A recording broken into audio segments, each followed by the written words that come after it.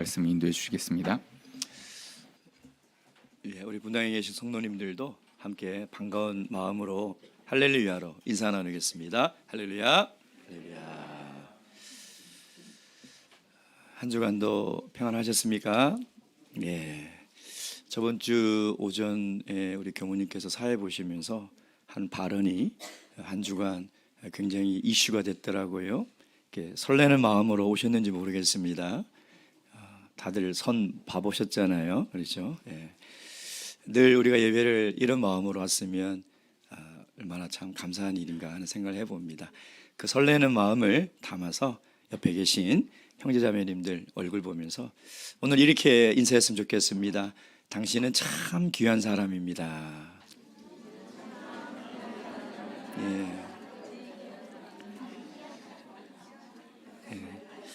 정말 우리 하나님의 눈에는 여러분들이 정말 귀한 분들입니다. 귀하게 사시길 바랍니다. 예수 그리스도의 이름으로 하나님 말씀 증거하도록 하겠습니다. 성경 말씀 사도행전 8장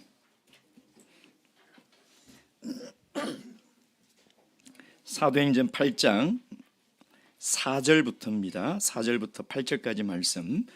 오늘 우리에게 주신 이 계시의 말씀을 통하여 우리를 향하신 또 교회를 향하신 하나님의 마음과 뜻을 잘 듣고 깨달을 수 있도록 우리에게 주신 말씀으로 믿고 이 말씀 4절부터 8절까지 한 목소리로 함께 봉독하시겠습니다. 시작.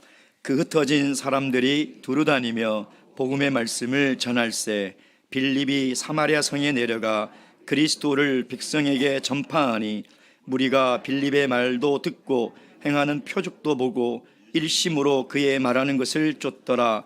많은 사람에게 붙었던 더러운 귀신들이 크게 소리를 지르며 나가고 또 많은 중풍병자와 안진뱅이가 나으니 그 성에 큰 기쁨이 있더라. 아멘. 대만 서해안에 가면 신강이라는 곳이 있습니다. 거기에 신강교회가 있는데요, 제가 처음 방문했을 때 교회가 건축한 지 얼마 되지 않은 참 예쁘고 또 고풍스러운 아름다운 교회였습니다. 근데 그 교회 옆에 한켠에 보니까 정말 다 썩어져 가는 나무로 지어놓은 옛날 예배당 건물이 있더라고요. 그래서 왜 저것을 철거하지 않고 저기에 두었을까 하는 그 의문을 가지고 이제 그 교회를 다 돌아보고 마당으로 나오니까 그 교회 담임 목자님께서 저의 의문을 아셨는지 그 쓰러져가는 곧 무너질 것 같은 그 아주 오래된 나무로 만든 예배당의 역사를 말씀을 해 주셨습니다. 그러면서 첫 마디가 뭐냐면 이 예배당은 성령의 역사가 임한 기념비적인 건물입니다. 초기 때 전도 영은회를 개최를 했는데요, 믿지 않는 많은 분들이 왔는데 그 예배당에 꽉 다 들어선 거예요. 이제 막 참예수교회 복음이 대만 신강이라는 그 지역에 들어간 지 몇 주도 되지 않은 그런 상황이죠. 근데 영혼의 마지막 기도회 때 그 시간에 90명이 성령을 받았다는 것입니다. 안수를 하지 않아도요, 마치 성령의 강한 바람이 그 예배당을 휘감는 것처럼 사람들이 방언을 말하기 시작하고 성령이 충만하여 기도를 했다는 거예요.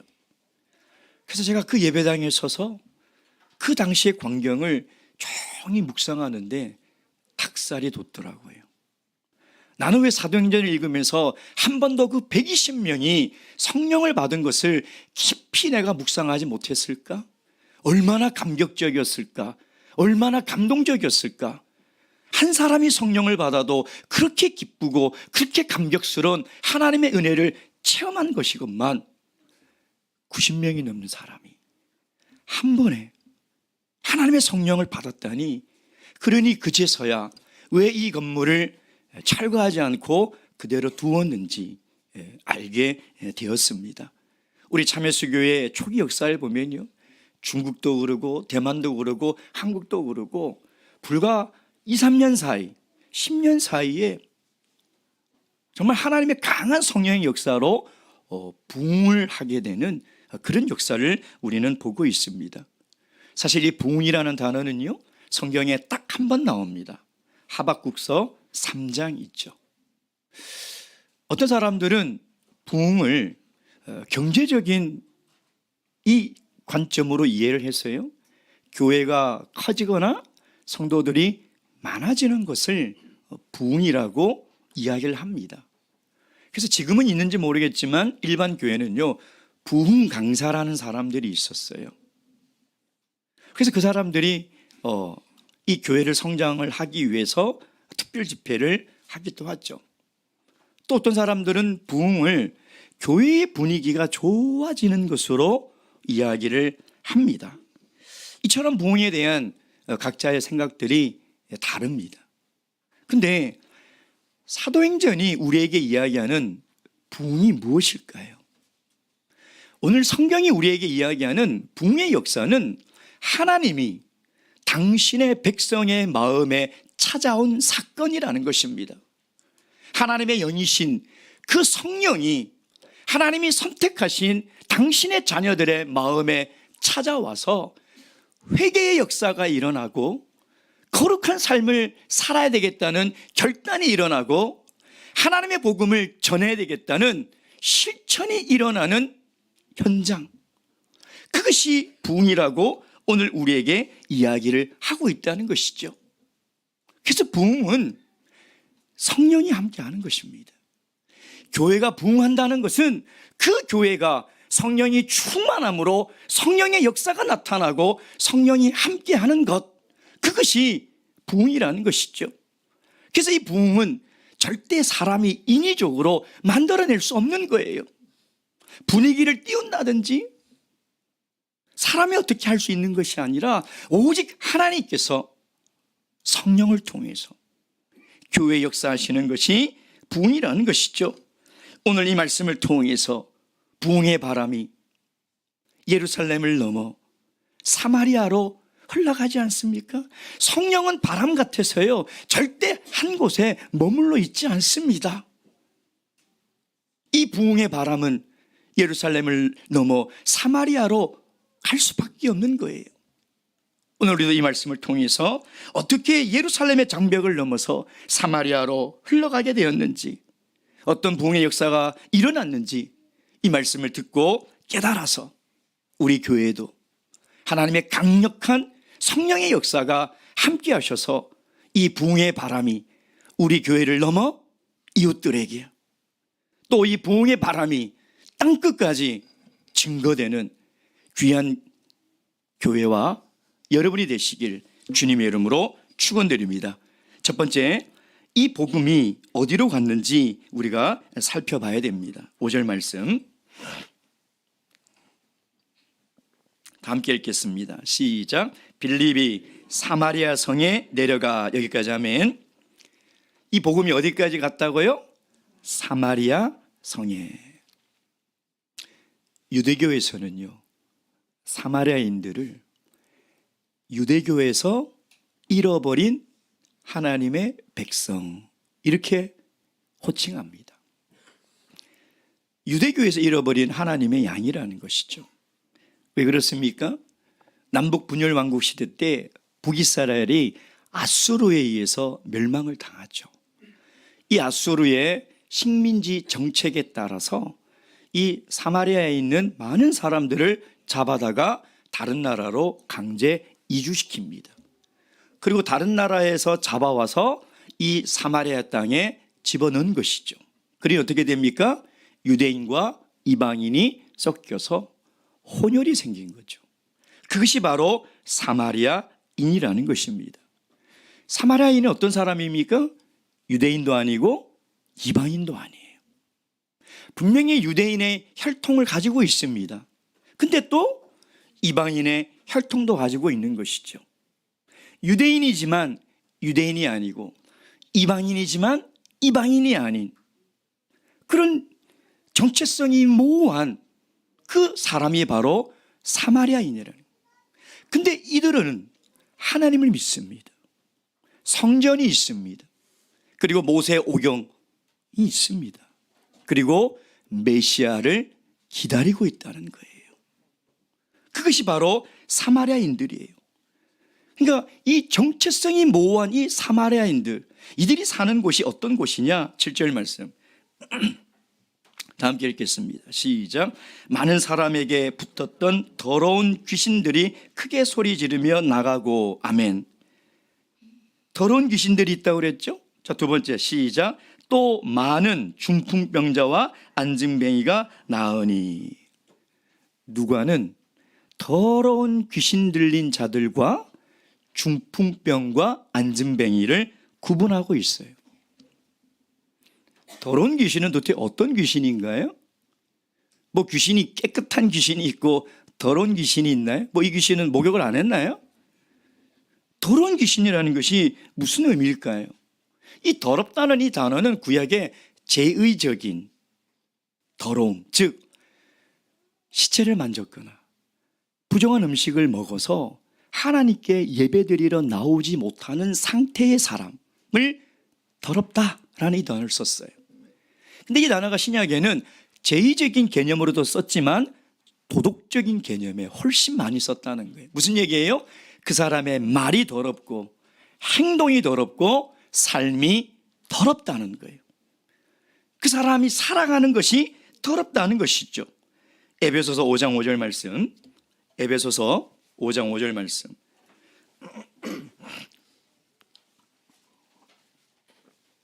에베소서 5장 5절 말씀입니다. 다 함께 읽겠습니다. 5장 5절입니다. 시작. 너희도 정녕 이것을 알거니와 음행하는 자나 더러운 자나 탐하는 자 곧 우상 숭배자는 다 그리스도와 하나님 나라에서 기업을 얻지 못하리니. 사랑하는 성도 여러분, 지금 세상은 이렇게 더럽고 악한 영의 지배를 받고 있는 거예요. 사마리아는 어떤 곳이냐? 지금 오늘 이 시대와 같은 곳이라는 거예요. 사마리아 사는 사람들은 이 더러운 귀신들에게 붙들려서 살아가고 있다는 것이죠. 여러분, 연일 뉴스를 볼 때마다 뭐 그 비트코인 때문에 무슨 살인 청부업자를 사서 강남 한복판에 사람을 납치해 가서 살해를 하는, 무슨 아파트를 수천 채를 가지고 있으면서 그 가난한 사람들의 그 피 같은 돈을 그렇게 사기를 쳐서 가져가냐 이 말이에요. 더러운 탐욕의 영에 다 사로잡혀 있어요. 여러분, 우리는 이해가 되지 않죠. 그렇지 않습니까? 얼마 전에 우리 초등학교 4학년 여학생이 대낮에 음주운전 차량에 사망하지 않았습니까? 근데 그 시간에도 여전히 술을 먹고 음주운전하는 사람이 있고요. 그 사건 이후에 지금 모든 초등학교 앞에서 낮에 음주 단속을 하는데 얼마나 많은 사람들이 단속이 되는지 알아요, 여러분? 생명이 귀한지를 모르고 있어요. 남의 생명이 얼마나 귀한지를 전혀 모른 채, 죄의식도 없은 채 그렇게 살아가고 있다는 것이죠. 그뿐입니까? 얼마 전에 뉴스를 보니까 마약이요, 우리나라 100명 중에 1명꼴로 하고 있대요. 지금요, 통계를 내니까 10대, 20대, 심지어 중학교 2학년 여학생도 마약을 해서 집에서 정신없는 걸 보고 그 어머니가 발견하고 신고를 했다는 거예요. 이 다크앱을 통해서 해외에서 바로 그냥 쉽게, 너무나 쉽게 구입하고요. 저도 마약이 얼마인지 몰랐는데 그 뉴스를 보고 알았어요. 1회 투여하는데 지금 피자 한 판 값이래. 그만큼 싸졌대요. 그래서 어느 20대 여성이요, 진짜 호기심에서 한 번 딱 했대요, 마약을. 근데 2주 동안 계속 환청이 들리고 환각이 보이는 거예요. 누군가가 나를 죽이겠다, 누군가 나를 죽일 것 같은 그런 환청과 환각이 2주 동안 시달리다가 결국 가족들을 살아야 단 한 번. 여러분, 이게 더러운 쾌락의 영에 사람들이 다 사로잡혀 있는 거예요. 사마리아 사람들이 그렇게 살아가고 있다는 거예요. 여러분, 더러운 영에 사로잡힌 사람들은 내가 지금 무슨 행동을 하고 무슨 짓을 하고 있는지 자각하지 못해요. 알지를 못한다는 것입니다. 여러분, 마가복음 9장에 보면요, 마가복음 9장 17절부터 27절까지 보면 한 아버지가 귀신 들린 아들을 데리고 옵니다. 제자들이 못 고치니까 예수님께 고쳐달라고 데리고 와요. 이 아이의 증세가 어떻습니까? 날마다 거품을 물고 꼬그라지고 이 귀신이 내 아들을 죽이려고 날마다 물에 던지고 불에 던졌다고 그래요. 악한 영의 지배를 받으면 내 인생을 내 마음대로 통제를 할 수가 없어요. 그 사람들이 그것이 얼마나 무서운 죄인지를 모르고 그렇게 살아가겠습니까? 근데 악한 영의 지배를 받으면 방법이 없다는 거예요. 그리고 7절에 보세요. 다시 많은 중풍병자와 안진뱅이들이 있다는 겁니다. 사마리아 성에. 여러분, 누가는 의사예요, 의사. 질병을 전문적으로 보는 의사예요. 그러니까 분명히 정신적인 고통을 겪고 있는 사람들과 육체적인 고통을 겪고 있는 사람들을 정확하게 구분한 의도가 있다는 거예요. 세상은 정신적으로도 고통을 받지만 육체적인 질병으로도 고통을 받으며 살아가고 있다는 것입니다. 제가 SRT 수서역에 내려서 이 계단을 타고 올라오는데 삼성의료원에서 셔틀버스가 그냥 줄줄이 계속 오더라고요. 지금 뭔가 봤더니 그 앞에 아무런 희망도 없이 가족들과 그 셔틀버스를 멍하니 기다리는 우리 암 환자들과 보호자들이 쭉 서 있더라고요. 이게 오늘 우리 현실의 모습이라. 이게 오늘 우리가 살아가는 세상의 모습이라는 것입니다. 중풍병자와 안진뱅이는 성경에서 무엇을 얘기하는 거죠? 스스로 움직이지 못하고 스스로 걷지 못하는 영적인 구제불능의 사람들이라는 거예요. 누가 도와주지 못하면 이 사람은 한 발짝도 못 나가고, 누가 도와주지 못하면 이 사람은 걸을 수 없는 그런 상태의 사람들이라는 것이죠. 여러분, 오늘 우리 시대에 얼마나 수많은 영적인 안진뱅이와 영적인 중풍병을 앓고 있는 사람들이 얼마나 많이 있습니까? 여러분, 그래서 지금 이 세상이 가진 가장 심각한 문제가 무엇인가? 기후도, 전쟁도, 바이러스, 식량, 경제, 물론 이런 문제도 심각하지만요, 정신적으로, 육체적으로 고통받는 이 세상이 가장 심각한 당면한 문제가 뭐냐면 복음을 듣지 않는다는 거예요. 지금 교회의 가장 심각한 문제가 뭐냐면 복음을 전하지 않는다는 거예요. 이것이 지금 우리 이 시대의 가장 비극적인 모습이라는 것이죠. 왜 세상은 복음을 듣지 않고 왜 교회는 이 복음을 증거하지 않을까요? 왜 그럴까요? 복음은 현실과 동떨어져 있다고 생각하기 때문에, 복음이 무슨 내 마음의 병을 고치며 복음이 무슨 내 육체의 질병을 고칠 수 있느냐는 거예요. 세상도 그렇게 생각하고 우리도 그렇게 생각하는 거예요. 그래서 안 듣고 안전하는 거예요.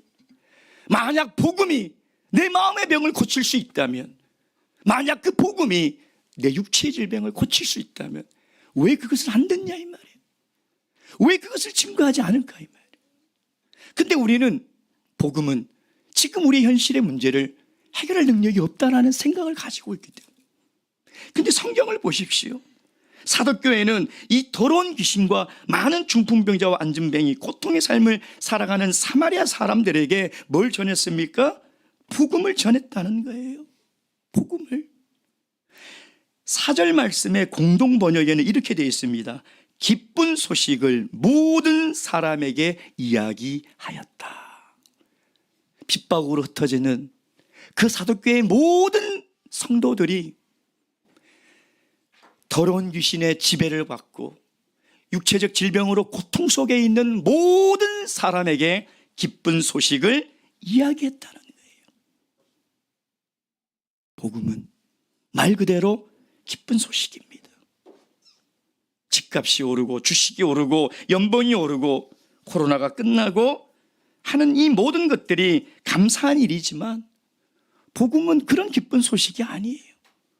여러분, 그리스도의 복음은 좀 더 나은 삶을 살아가라는 메시지가 아니라는 겁니다. 좀 더 가질 수 있고 좀 더 누릴 수 있고 좀 더 건강하고 좀 더 오래 살라는 메시지가 아니라 복음은 존재적 변화를 가져다 주는 메시지라는 거예요. 존재적 변화.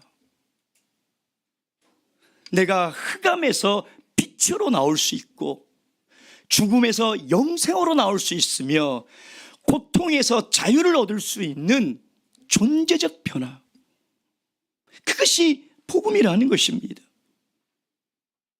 여러분, 이제 5월 우리 봄영은회가 3주 남았어요. 이 기쁜 소식을 전해야 되지 않겠습니까? 이 복음을 증거해야 되지 않겠습니까? 그래서 오늘 교회에서 합심기도 유인물을 다 나눠드릴 거예요. 그걸 꼭 다 가지고 가셔서 성경책이나 찬송가에 딱 맞을 수 있는 사이즈로 제작을 했습니다. 매일같이 시간을 정해놓으시고 개인기도 꼭 해주시고요. 또 가능하면 교회에 나오셔서 기도해 주시기 바랍니다. 또 오늘 신도회가 끝이 나면 10분 동안 영적으로 고통받고 육적으로 고통받는 내 사랑하는 가족, 친척, 이웃, 아직 복음을 알지 못하여 그 고통 속에 있는 정말 사랑하는 사람들의 이름을 부르면서 기도해 주시기 바랍니다. 그래서 금번 영은회 때 이 복음의 초대를 받아 많은 사랑하는 우리 귀한 분들이 꼭 오셔서 예수 그리스도를 믿는 은혜와 성령의 역사가 일어나길 진심으로 축원드립니다. 두 번째, 이들이 사마리아에 도착해서 무엇을 전했습니까? 4절 말씀 보겠습니다. 4절 말씀. 4절 시작. 그 흩어진 사람들이 두루다니며 복음의 말씀을 전할세. 우리는 본 말씀을 통해서 이 흩어진 사람들이 복음의 말씀을 전파한 그 결과가 뭐냐? 사마리아 산 사람들이 예수님을 믿게 되었다는 거예요. 6절 보세요. 무리가 빌립의 말도 듣고 행하는 표적을 보고 일심으로 말하는 것을 쫓더라. 그가 말하는 것을 한 마음으로 일심으로 순종했다는 거예요. 근데 누가는 오늘 복음이라고 이야기하지 않고 복음의 말씀이라고 기록하고 있어요. 복음과 복음의 말씀이 무슨 차이가 있을까요? 왜 누가는 복음이라 하지 않고 복음의 말씀이라고 기록했을까요? 여러분, 우상을 섬기는 종교나 타 종교의 특징이 있어요. 그게 뭐냐? 항상 내가 중심이에요. 자신의 체험을 이야기합니다. 내가 병에 걸렸는데 내가 병이 나았어. 내가 아주 고통스러운 삶에 문제가 있었는데 문제가 해결이 됐어. 내가 사업이 너무 안 되다가 쫄딱 망했는데 내가 사업이 성공해서 부를 누렸어. 물론 우리도 복음을 통한 개인적 체험과 간증이 있습니다. 그러나 복음의 주인공은 우리가 아니에요. 우리의 간증을 통해서 예수 그리스도의 영광과 은혜가 나타나는 것이죠. 복음의 주인공은 내가 아닙니다. 내가 변했는데 뭐 어떻게 하라고 해요? 내 문제가 해결됐는데 그게 뭐 어떻게 하라고 해요? 복음은 내가 주인공이 아니에요. 5절 말씀 보세요. 빌립이 사마리아 성에 내려가 누구를요? 복음의 말씀은 그리스도라는 것입니다. 그 말씀은 그리스도라는 거예요. 복음을 증거한다는 것은 예수 그리스도의 죽음과 부활을 증거하는 거예요. 나를 증거하는 것이 아니라, 나를 나타내는 것이 아니라 예수 그리스도를 나타내는 것이죠. 그래서 이 복음의 말씀이라고 기록한 거예요. 이 말씀은 로고스라는 단어를 쓰고 있는데 이건 진리라는 것이죠. 여러분, 또 타 종교의 특징이 뭐냐면, 타 종교는 진리를 진짜 질리도록 죽을 때까지 추구해야 돼요. 그래도 득도 못하면 극락에 못 가요. 평생을 질리도록 진리를 쫓아야 돼요. 복음은 진리를 쫓는 게 아닙니다. 우리에게 주신 진리를 믿고 선포하는 거예요. 나는 길이요 진리요 생명이니 그 예수 그리스도의 생명을 우리에게 이미 주신 거예요. 믿고 선포하는 거예요. 그게 진리예요. 그래서 복음의 말씀이라고 누가는 우리에게 이야기를 하고 있는 것이죠. 그래서 이 진리는 무슨 세상의 철학이나 논리처럼 복잡하고 아주 막 기묘하며 이해가 되지 않는 그런 어려운 메시지가 절대 아니에요. 예수님이 죽으셨는데 살아나시고 승천하셨다. 그 승천하신 예수님이 내 마음에 성령으로 들어왔다는 거예요. 그게 복음의 핵심이에요. 여러분 1절 말씀 보세요. 8장 1절 말씀. 후반부, 그날에 예루살렘에 있는 교회에 큰 핍박이 나서 사도 외에는 다 유대와 사마리아 모든 땅으로 흩어지니라. 누가 흩어졌습니까? 사도 외에. 사도 외에는 누구예요? 성도들이죠. 이 성도들이 어떤 성도들이에요? 불과 한 달 전에 세례 성령 받았던 성도들이에요. 불과 3개월 전에 세례 성령 받았던 초신자들이에요. 초신자들이 복음을 전했다는 거예요. 불과 저번 주에 집사 알립을 받은 정말 초짜 집사, 뭐라고 해야 돼요? 이제 막 집사 알립 받아 일주일도 안 되는 정말 따끈따끈한 집사님, 빌립 집사님이 복음을 전했다는 거예요. 복음은 어려운 게 아니에요. 왜? 예수님이 부활하시고 승천하신 것은 사실이고 역사이기 때문에 그것을 그대로 증거했다는 것입니다. 그러나 이 복음의 말씀은 단순하지만 이 복음 안에는 또한 하나님의 지혜가 풍부하게 담겨 있습니다. 고린도전서 2장 6절에서 7절 말씀. 고린도전서 2장 6절에서 7절 말씀. 6절 7절 다 함께 읽겠습니다. 시작. 그러나 우리가 온전한 자들 중에서 지혜를 말하노니 이는 이 세상의 지혜가 아니요 이 세상에 없어질 관원의 지혜도 아니요 오직 비밀한 가운데 있는 하나님의 지혜를 말하는 것이니 곧 감추었던 것인데 하나님이 우리의 영광을 위하사 만세전에 미리 정하신 것이라. 그래서 이 복음은요, 우리 아동부들도 전할 수 있어요. 친구들에게. 엄마 나는 복음이 뭔지 알지도 못하는데. 그렇지 않다는 거예요. 복음은 학식 있는 똑똑한 사람들도 전하고 듣고 이해할 수 있다는 거예요. 그것이 복음이라는 것이죠. 근데 그 복음은 하나님께서 우리의 영광을 위하여 감춰놨다는 거예요. 여러분, 가장 영광스러운 교회는 복음을 증거하는 교회예요. 하나님이 이 세상의 모든 교회를 보실 때 어느 교회를 가장 영광스럽게 보시느냐? 그 복음을 증거하는 교회예요. 하나님이 이 땅에 살아가는 수많은 성도들을 볼 때 어떤 성도가 영광스러운 삶을 살아가는 성도냐? 복음을 전하는 성도예요. 그 감추어진 하나님의 그 지혜, 구원에 이르는 그 하나님의 능력의 복음을 증거하는 교회와 성도가 하나님의 영광과 권세를 가지고 살아가는 교회와 성도라는 것이죠.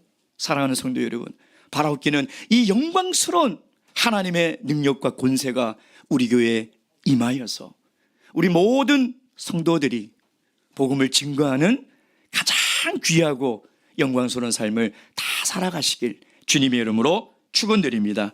마지막 세 번째, 이 복음이 사마리아 성에 들어간 그 결과가 무엇인지를 우리가 봐야 됩니다. 다시 본 말씀 사도행전 8장 8절 말씀 보겠습니다. 8절 말씀 다 함께 읽겠습니다. 시작. 그 성에 큰 기쁨이 있더라. 지금 세상 사람들은 기독교에 대한 오해와 편견이 있습니다. 근데 그것 때문에 우리가 복음을 증거하지 않을 핑계가 될 수가 없어요. 그렇잖아요.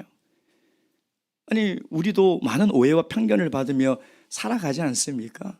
근데 굳이 그걸 아니라고 설명할 필요도 없고요. 그렇게 생각하면 어쩔 수 없는 겁니다. 근데 교회에 대한, 특히 우리 참여수 교회에 대한 오해와 편견도 참 많죠. 이제 믿지 않는 사람들의 이야기를 쭉 들어보면 교회 다닌 사람들은 다 별종이고, 가까이 가면 나도 교회 갈 수 있을 가능성이 있기 때문에 절대 예수 믿는 사람들은 가까이 하면 안 된다, 이런 생각을 가지고 있어요. 왜 그런 거 봤더니 교회 가면 재미가 없대요. 교회가 왜? 하지 말라는 것도 너무나 많고 또 하라는 건 또 얼마나 많은지. 그렇죠? 예배 드려라, 안식일 지켜라, 또 세금 떼가는 것도 화가 나는데 무슨 세금 떼가듯이 11조 꼬박꼬박 떼가고, 힘든데 교회 와서 봉사하라 그러고 전도하라 그러고. 그러니까 하나님 믿는 사람은 평생 그 힘든 신앙의 길을 걸으며 살아가야 되구나, 대부분 이렇게 생각해요. 물론 우리의 책임도 있습니다. 왜? 우리가 그렇게 살았는지 몰라요.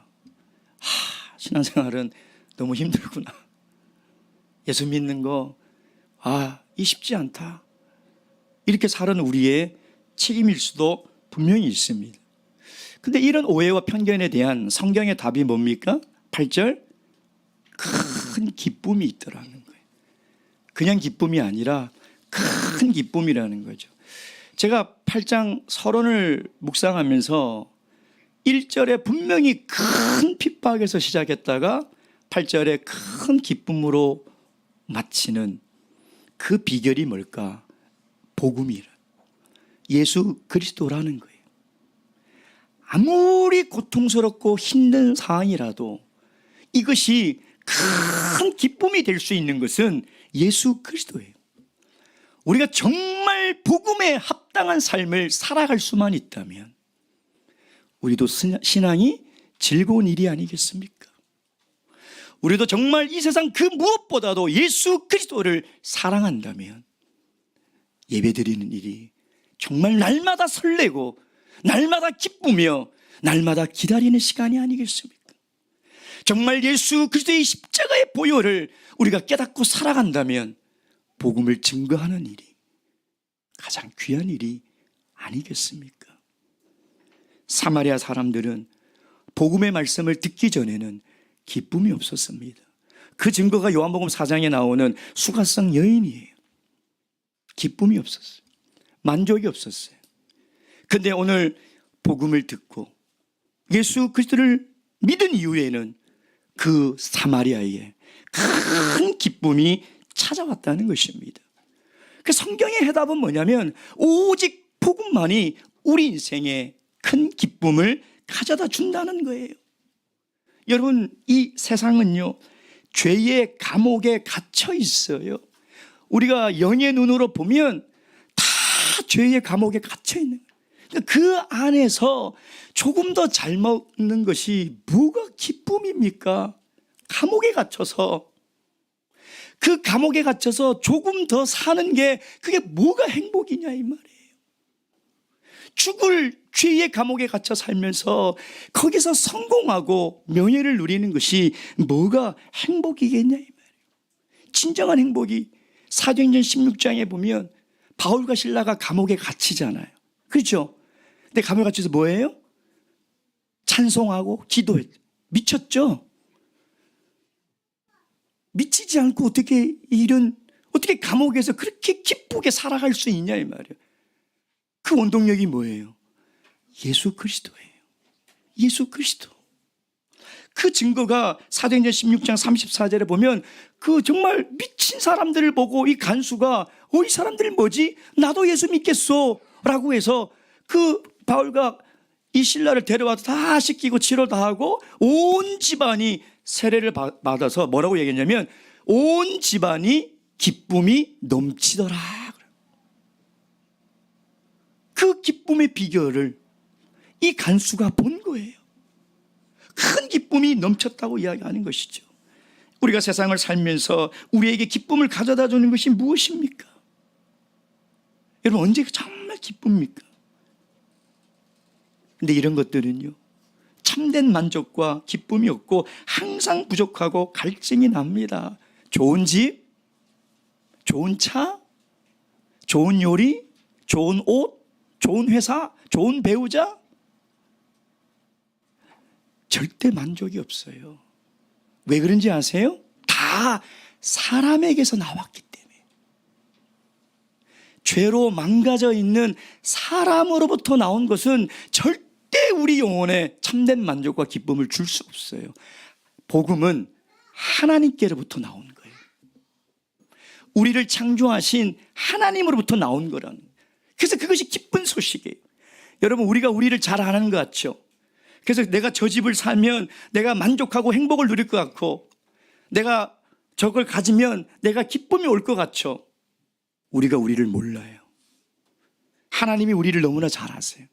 그래서 우리가 정말 행복하고 기쁜 삶을 살아갈 수 있는 유일한 비결은 예수 그리스도 외에는 없다는 거예요.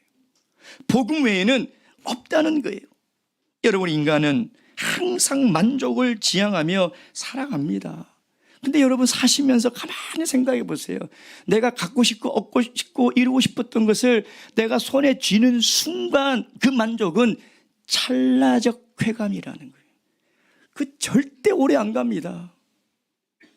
제가 얘기했잖아요. 그 오래 가는 것은 비정상이라고. 찰나적인 거예요. 근데 자족하는 것은, 이거는 영원한 만족이에요. 자족은 내가 좀 덜 가지고, 내가 좀 덜 배우고, 내가 좀 더 힘들어도 내 스스로 만족을 누리는 거예요. 복음이 주는 만족을 누리는 거예요. 그래서 이 자족은 하나님이 주시는 비밀이에요. 이게 세상이 줄 수 없는 평안이에요. 여러분, 물질을 쫓는 사람, 시간을 쫓는 사람이 물질이 부족하고 시간이 부족하면 대부분 어떤 반응을 일으키느냐? 짜증내고 불안해하고 화냅니다. 자족하는 사람은요, 요동치지 않아요. 탐내지도 않고 원망하지도 않아요. 그것이 복음의 비결이라는 거예요. 사랑하는 성도 여러분, 오늘 사마리아 성은요, 복음의 말씀을 받고 예수님을 믿고 나서도 전혀 변한 게 없습니다. 모든 것이 그대로예요. 환경도, 기후도, 음식도, 이웃들도 그대로예요. 근데 그 복음의 말씀으로 내가 바뀌자 큰 기쁨이 밀려온 거예요. 큰 기쁨이 밀려온 거예요. 사마리아는 여전히 멸시와 저주의 땅이에요. 유대인들이 여전히 그들을 멸시하고 저주하고 있어요. 근데 내가 복음으로 바뀌니까, 내가 복음으로 변화되니까 큰 기쁨이 몰려온 거예요. 사랑하는 우리 성도 여러분, 복음이 여러분의 삶에 충만하셔서 어떤 환경에 계시든 어떤 형편에 처하든 하나님이 주시는 세상이 알 수 없는 평안과 기쁨을 다 누리시길 주님의 이름으로 축원드립니다. 묵도하시겠습니다.